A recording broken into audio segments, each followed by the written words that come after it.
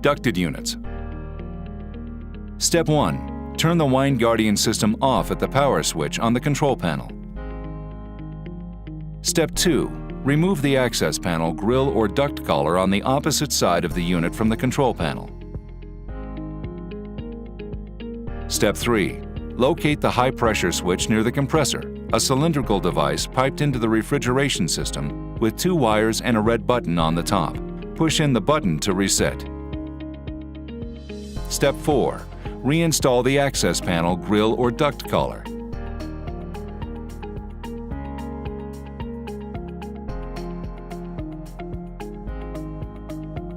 Step 5. Push the power switch to restart the unit. Step 6. The thermostat will be flashing temperature with an exclamation mark above it if the cellar is warmed up past 64 degrees Fahrenheit, 18 degrees Celsius.